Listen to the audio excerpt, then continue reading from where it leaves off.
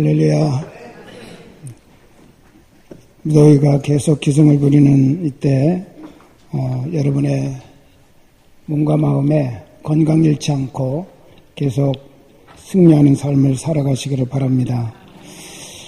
오늘 말씀을 읽다가 보니까 목마름, 또 생수의 강, 또 물을 마셔라 라고는 그런 단어들이 계속 제 마음에 와닿아서 이 무더위에 이 말씀이 바로 여러분의 마음뿐만 아니라 영혼까지도 시원케 해주시는 그런 말씀이 되었으면 좋겠다 생각을 하고 오늘 이 말씀을 준비했습니다.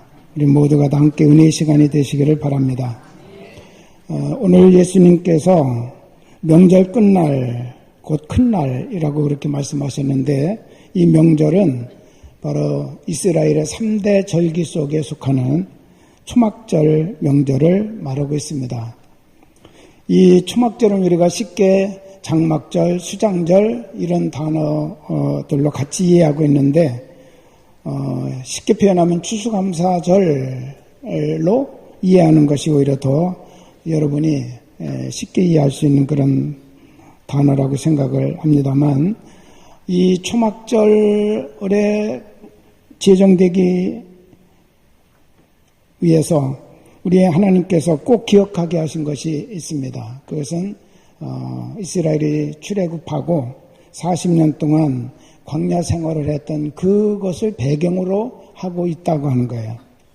그래서 40년 동안 척박하고 힘겨웠던 삶을 기억하면서 그때 우리들의 힘과 우리의 노력으로서는 아무것도 우리의 생존을 위해서 할 수 있는 것이 아무것도 없었는데 오직 우리 하나님께서 우리를 위해서 행하심으로 우리가 40년 그 험난한 세상 속에서도 존재할 수 있었고 가나안 땅에 들어갈 수 있었다라고는 것을 기억하면서 이들이 계속 매년 초막절 절기를 통하여 광야를 체험하게 하시고 광야 생활을 통해서 주시는 그 하나님의 은혜를 잊지 않고 기억하게 하시고 또 한 가지는 우리의 인생이 하나님 없이는 살 수 없는 존재라는 사실을 철저하게 깨닫게 하시는 그런 목적으로 이 초막절 절기를 하나님께서 제정하신 것입니다.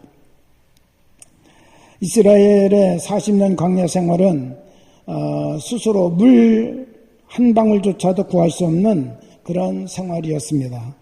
하나님께서 반석을 깨트려 물을 강같이 흐르게 하신 기적의 은혜를 베푸심으로 목마름을 해갈 주셨기 때문에 그들은 그 40년 동안을 지탱할 수 있었던 거죠. 그래서 초막절에는 두 가지 행사를 꼭 잊지 않고 합니다. 첫째는 모든 이스라엘 백성들이 초막에 거하면서 광야 생활을 체험하게 하시는 거예요. 지금은 그들이 가나안 땅에 와서 농사도 짓고 집도 초막이 아닌 장막이 아닌 텐트가 아닌 돌과 벽돌로 견고하게 지은 그런 아늑한 생활을 하고 있지만 초막절 절기 8일 동안은 정말 초막을 짓고 옥상이든지 또는 마당이든지 광장이든지 이런 곳에다가 초막을 짓습니다. 말 그대로 풀초자예요.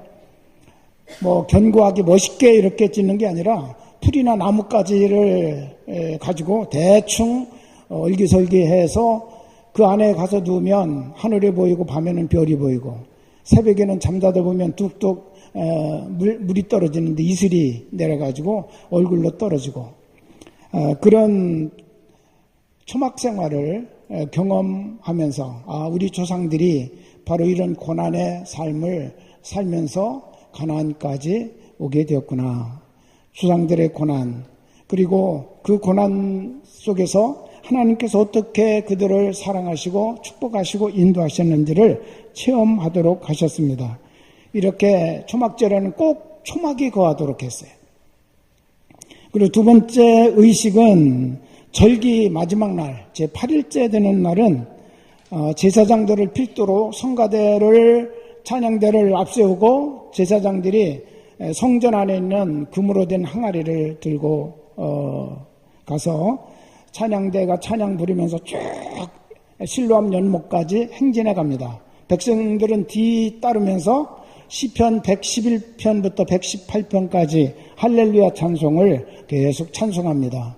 그리고 이사야 12장 3절 우리가 기쁨으로 구원의 우물에서 물을 기르리로다 라고는 그 내용을 찬양으로 부르면서 실로암 연못에 가서 그 금 항아리에다가 연못에 물을 떠다가 다시 돌아와 가지고 제단을 7바퀴 돈 다음에 제단에다가 물을 붓는 그런 의식을 행합니다. 지금 오늘 말씀의 내용은 바로 이 마지막 날 있었던 의식을 예수님이 바라보시면서 거기에 참여하시고 바라보시면서 지금 말씀하신 거예요. 여러분이 물을 떠다가 제단에다 붓는 의식은 뭐냐? 두 가지 의미가 있는데, 하나는 이스라엘의 광야 생활을 할 때 우리 하나님께서 반석을 열으셔가지고 물을 주신 것에 대한 것을 기억하고 감사하는 의식이에요. 두 번째로는 지금은 가나안 땅에 들어와서 살고 있는 그들이기 때문에 가나안에서 농사를 지을 때도 물이 필요합니다. 그래서 계속해서 하나님이 우리가 물이 부족하지 않도록, 농산물에 물이 부족하지 않도록 물을 내려달라고 하는, 비를 내려달라고 하는 그런 기원의 마음을 담아서 이 초막에 거하고 또 하나는 제단에다가 실로암 연못에 물을 떠다 붓는 그런 의식을 행했습니다. 이것을 보면서 우리 예수님이 이제 그 의식이 끝났을 때 성전에서 큰 소리로 외치셨죠. 누구든지 목마르거든 내게로 와서 마시라 라고 외치셨습니다. 나를 믿는 자는 성경 이름과 같이 그 배에서 생수의 강이 흘러나오리라. 오늘 예수님의 이 말씀은 그 의식 속에 담겨진 영적인 의미가 무엇인가를 모든 백성들에게 선포하신 것입니다. 첫째로 우리에게 선포하신 말씀은 우리 모두는 다 광야에 40년 동안 방황하던 이스라엘 백성들, 우리 조상들 뿐만 아니라 지금 이 시대를 살아가고 있는 우리도 여전히 목마른 인생을 살고 있다라고 하는 사실을 깨우쳐 주시는 말씀이에요. 사람들이 그것을 제대로 느끼지 않고 있을 뿐이고 그것을 무시하고 지나가기 때문에 그렇지, 근본적으로 모든 사람들의 깊은 내면에는 다 이런 영적인 목마름이 다 남아있다고 하는 사실이죠. 예수님이 말씀하신 이 목마름은 육체적인 목마름이나 정신적인 그런 목마름이 아니라 영적인 목마름이라고 하는 사실을 우리에게 말씀해 주셨습니다. 시편 107편 5절에 시편 기자는 이렇게 고백했습니다. 줄이고 목이 말라 그들의 영혼이 그들 안에서 피곤하였도다. 줄이고 목마른 것이 바로 육신의 갈증을 얘기하는 것이 아닙니다. 그 영혼이 그들 안에서 피곤하였다. 그래서 줄이고 목마른 그런 상태 때문에 정말 그 영혼이 지금 갈증을 너무 심하게 느끼고 피곤하다라고 그렇게 고백하고 있는 것이죠. 아무리 좋은 집을 가지고 멋진 차를 가지고 있다 할지라도, 안락과 부유를 누린다고 할지라도 영을 지니고 있는 인간이기 때문에 하나님께서 채워주지 아니하시는 그 빈 공간이 있다고 한다면 여전히 우리는 영적인 갈급함 속에 살아갈 수밖에 없는 존재라는 사실입니다. 그런 인생을 향해서 예수님은 목마른 자들은 다 내게로 오라, 그리고 와서 생수를 마시라고 이와 같이 초청하고 계십니다. 초막절 절기 때마다 이스라엘 백성들은 큰 생각도 없이 과거의 조상들이 그렇게 고통스러워했던 목마름의 생각을 가지고 그들은 옛날 반석, 옛날 하나님이 주신 생수의 은혜, 이것들만 생각하면서 이 의식을 거행하고 있을 때 우리 예수님께서 말씀하셨습니다. 너희들도 목마른 인생이다. 옛날 광야 살던 40년의 그 조상들의 삶만이 목마른 인생이 아니라 지금도 너희들은 광야를 방황하고 있는 목마른 인생과 같은 것이다. 그런데 이런 목마른 인생을 위해서 나는 참 반석이시고 참 생수의 강이라고 이와 같이 주님이 선포하고 계신 겁니다. 여러분, 광야를 가보신 분들이 있을 것입니다. 광야는 물이 없는 메마른 곳이고 나무도 거의 없고 풀도 거의 자라지 않습니다. 인간의 정서를 풀어줄 만한 환경적인 어떤 것은 거의 찾아볼 수 없는 것이 바로 광야라고 하는 것입니다.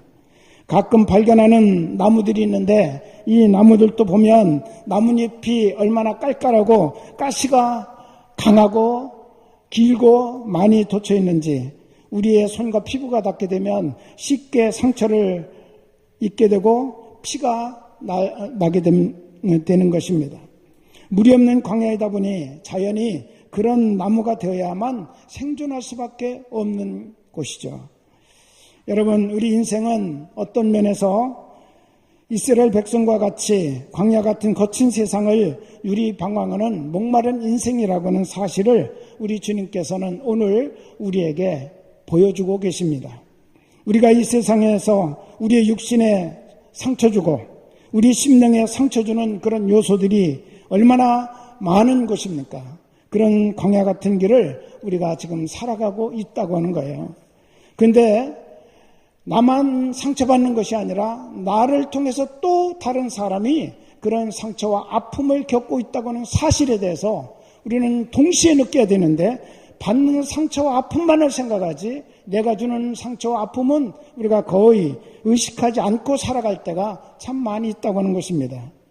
모든 심령의 상태가 광야의 나무처럼 깔깔하고 날카로워서 조금만 잘못 건드려도 상처 주는 비극적인 사회가 지금 이 사회가 아닌가 그렇게 생각합니다. 이런 사람들이 모인 사회이기 때문에 사회 도처에서 분쟁과 분열이 끊이지 않습니다. 광야에서 헤매는 사람들은 한마디로 불행한 사람들입니다. 이런 미국의 하워드 휴즈라고 하는 분이 계셨습니다.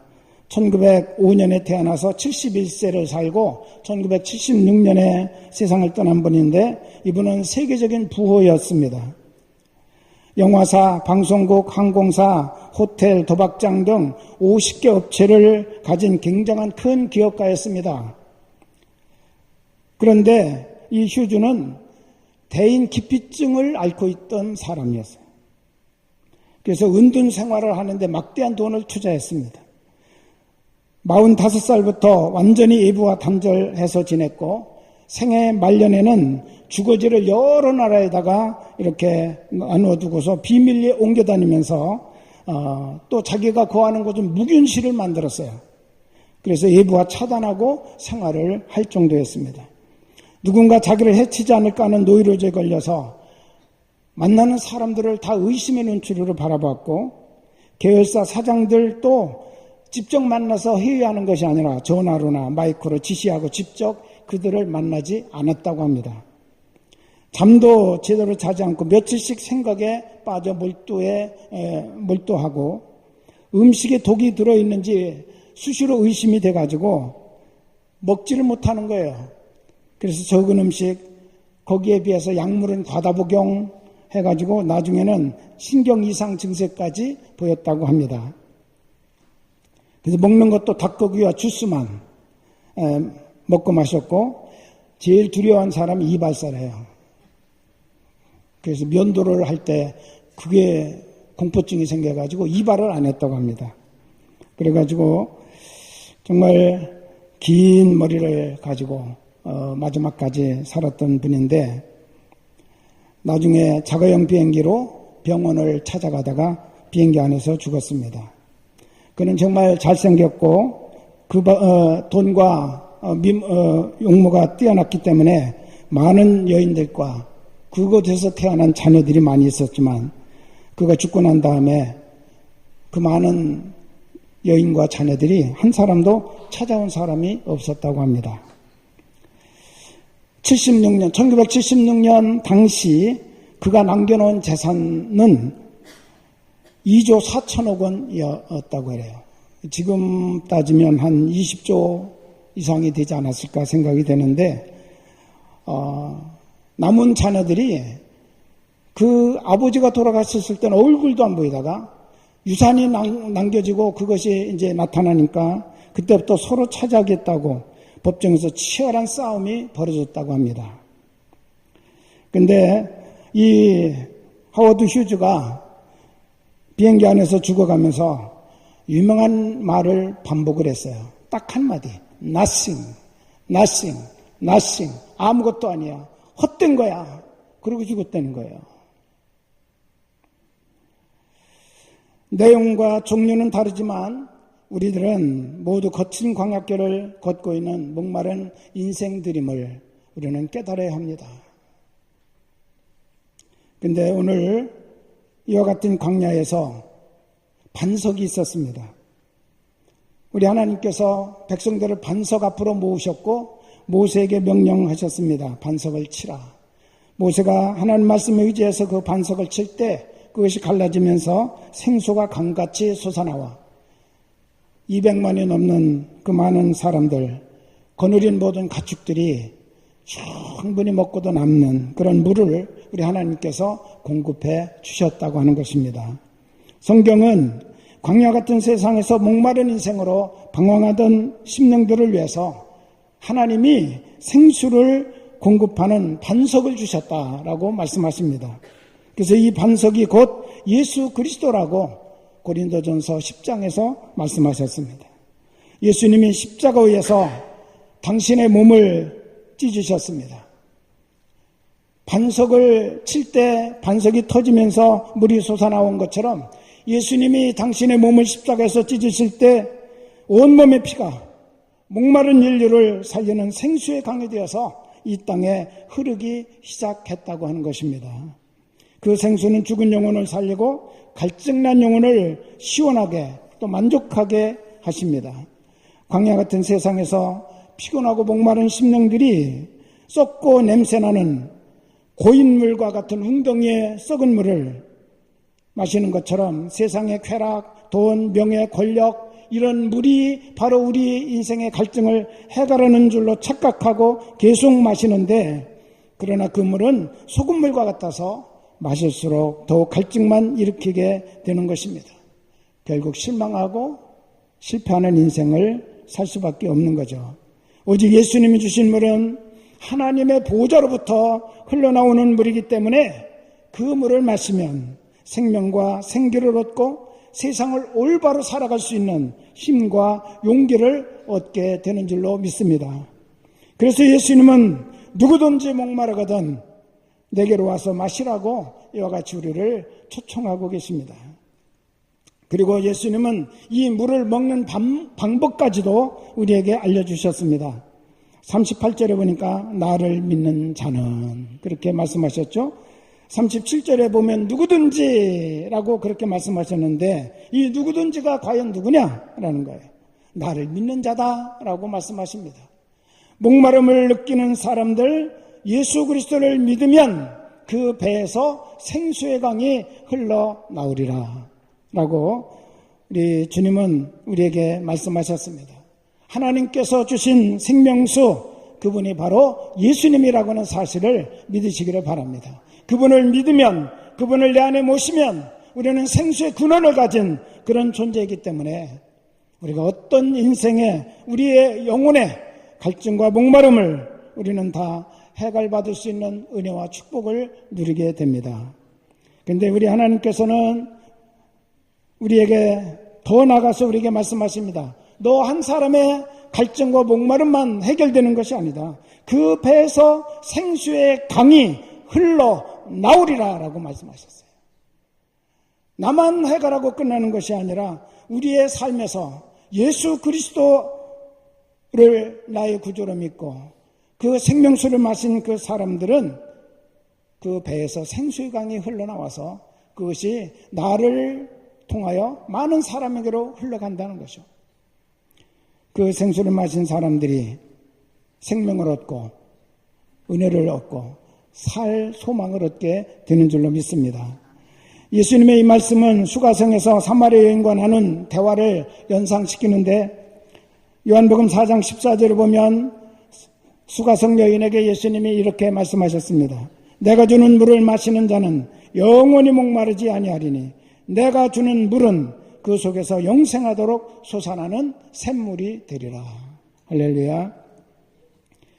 여러분 생명수 예수님을 만나게 되면 영원히 목마르지 않는다고 말씀하셨습니다.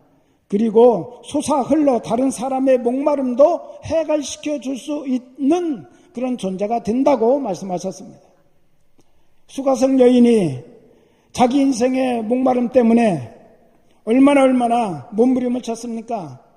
남편을 5명이나 갈아치우면서 향락 속에서 인생의 목마름을 찾아보려고 해결해 보려고 그렇게 했지만 여전히 지금도 그는 갈증 가운데 있는 여인이었음을 우리 예수님이 지적해 주셨어요. 내가 주는 물을 마시면 너는 영원히 목마르지 않을 것이고 네 속에서 영생하도록 솟아나는 샘물이 되리라 라고 하시는 주님의 말씀을 듣고 그분이 바로 하나님의 아들이시며 그분이 바로 메시아이심을 깨닫고 그가 믿음으로 예수님을 영접하고 나니까 가지고 왔던 물동이 던져버렸습니다.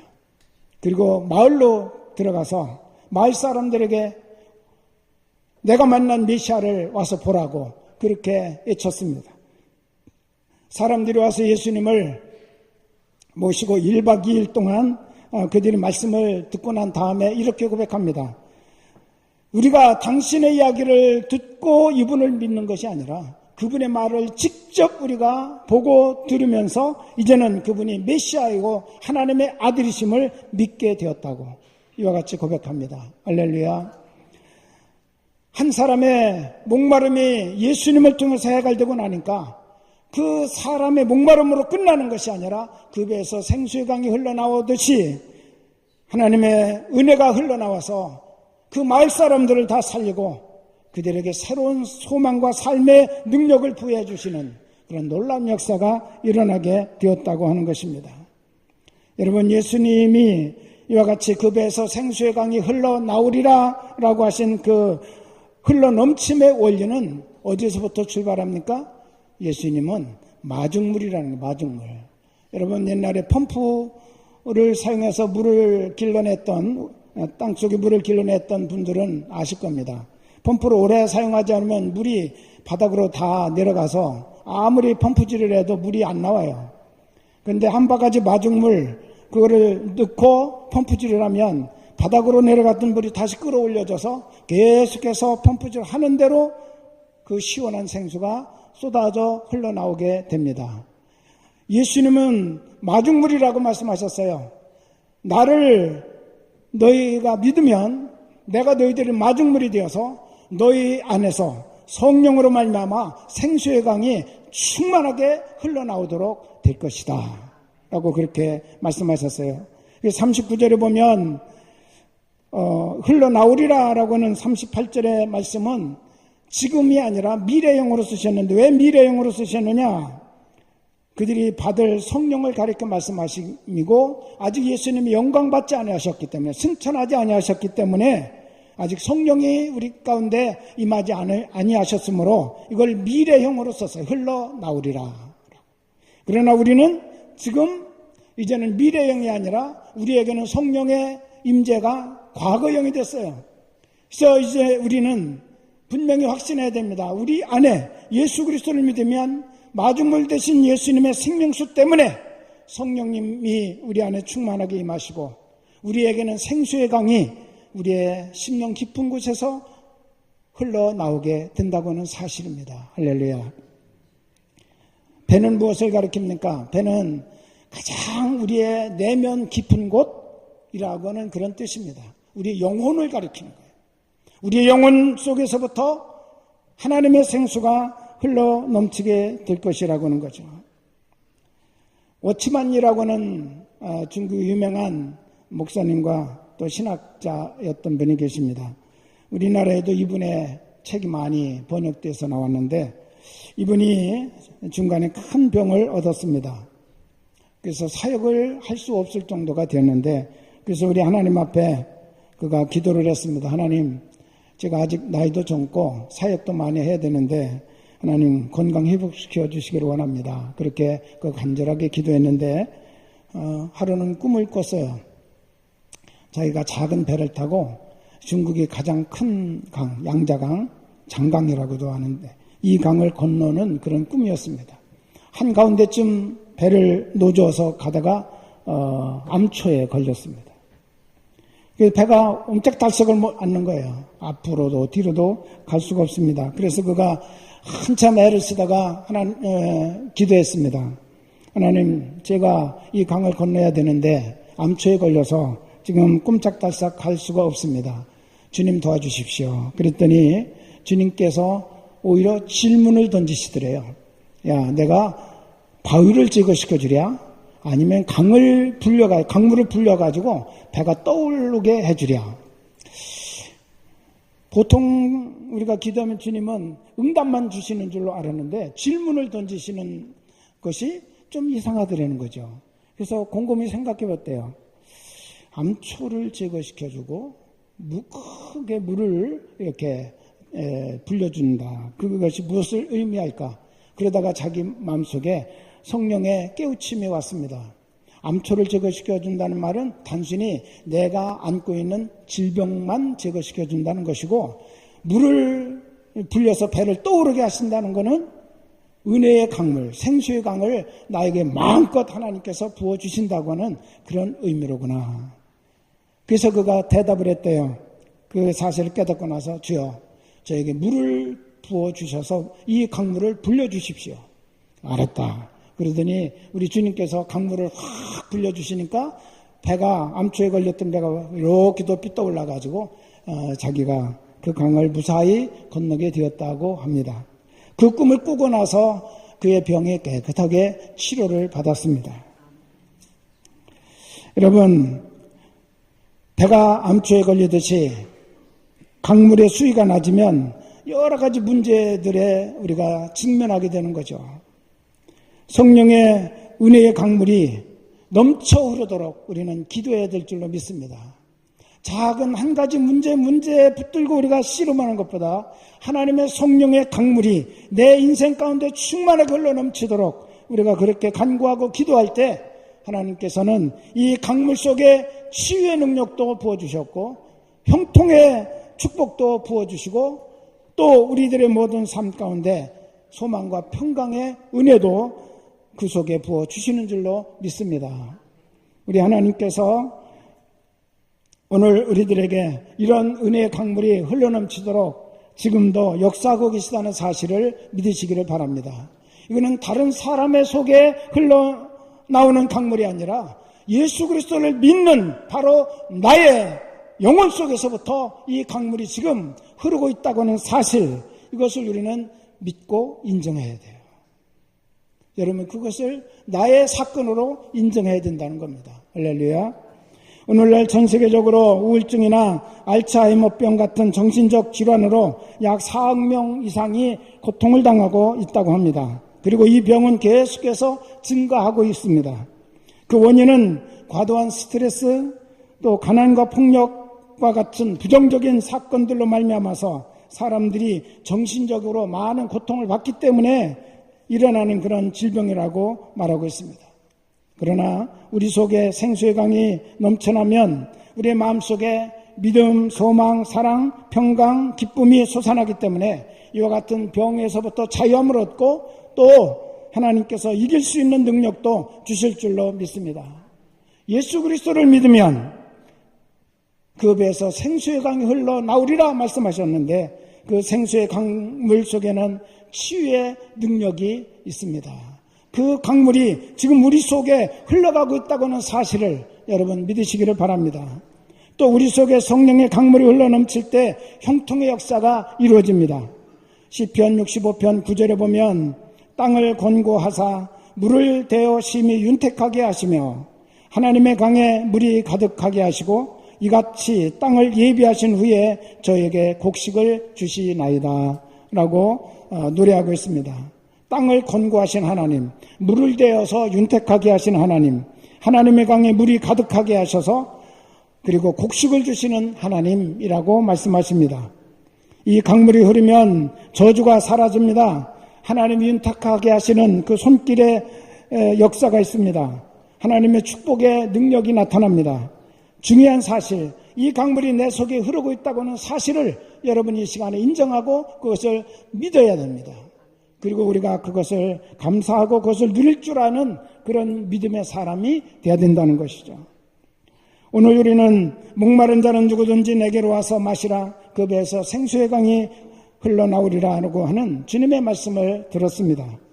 우리가 예수님을 믿고 구원을 받고 성령 충만을 받으면 생수의 강이 우리 속에서 넘쳐 흘러서 우리가 죄를 이기고 귀신을 쫓아내고 병을 고치고 기도하고 전도할 수 있는 능력을 받으며 믿음과 축복의 열매를 풍성히 거둘 수가 있습니다.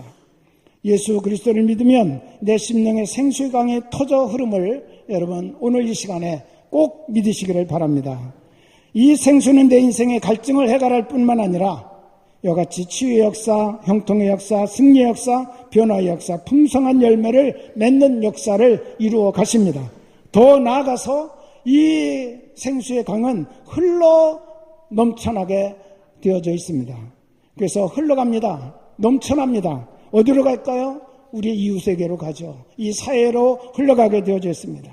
그래서 우리는 내가 예수 그리스도 안에 있고 성령으로 충만함을 받게 되면 이 생수의 강이 내 속에서 흐를 뿐만 아니라 넘쳐 흘러서 이제는 살리는 역사를 이루는 거룩한 하나님의 용사로서의 삶을 우리가 살아갈 수 있다는 사실을 믿으시기를 바랍니다.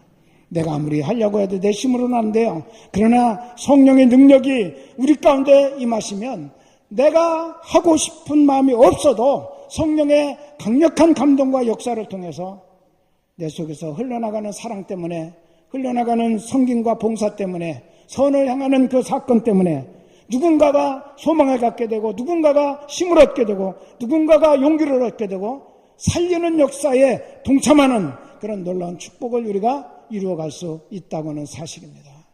오늘 우리는 여기까지의 삶을 이루어갈 수 있어야 됩니다. 예수님은 우리가 바로 나 한나의 존재에 만족함, 행복함이 아니라 더 나아가서는 나를 통해서 수많은 사람들이 생명을 얻고 구원을 받고 그리고 선한 열매를 맺어나가는 그런 자리에 함께 이루도록 우리를 쓰시기를 원하십니다. 우리 이 시간에 간절한 마음으로 찬양 하나 부르고 우리 기도하도록 하겠습니다. 우물가의 여인처럼 난 구했네. 헛되고 헛된 것들을. 그때 주님 하신 말씀, 내 세매와 생수를 마셔라. 오 주님 채우소서. 나의 잔을 높이 듭니다. 하늘 양식 내게 채워주소서. 넘치도록 채워주소서. 기도하는 마음으로 이 찬양 부르겠습니다.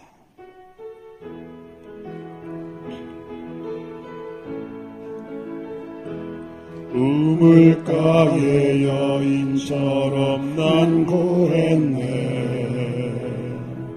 헛되고 헛된 것들을.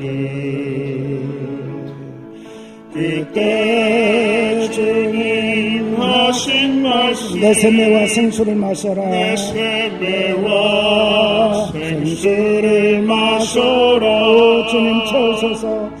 오 주님 채우소서. 나의 잔을 높이 듭니다. 하늘 양식 내게 채워주소서. 넘치도록 채워주소서. 우물가의 여인처럼 난 구했네. 우물가의 여인처럼 난 구했네. 헛되고 헛된 것들을. 헛되고 헛된 것들을. 그때 주님 하신 말씀, 내 세매와 생수를 마셔라. 오 주님 채우소서. 오 주님 채우소서. 나의 잔을 높이 듭니다. 하늘 양식 내게 채워주소서.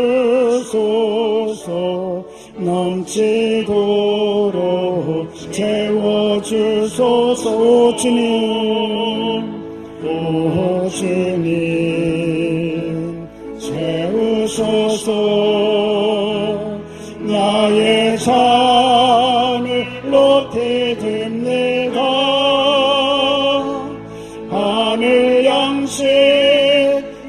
내게 채워주소서. 넘치도록 채워주소서.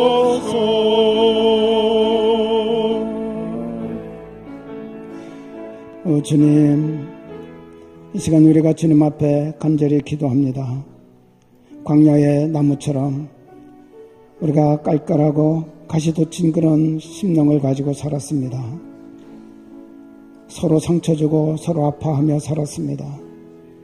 이제 우리가 나도 살고 남도 살리는 그런 인생을, 그런 변화된 그런 인생을, 그런 풍성한 승리의 삶을 살고 싶은데 여전히 우리는 목마름 속에 나만을 보며 내 인생의 목마름만 해결하려고 몸부림치는 그런 삶을 살고 있음을 고백합니다. 주님 말씀하셨습니다. 내게로 오라. 그리고 와서 마셔라. 그 배에서 생수의 강물이 흘러나오리라. 주님, 저희들 이 시간에 주님을 믿습니다. 주님 오시옵소서. 주님을 영접합니다.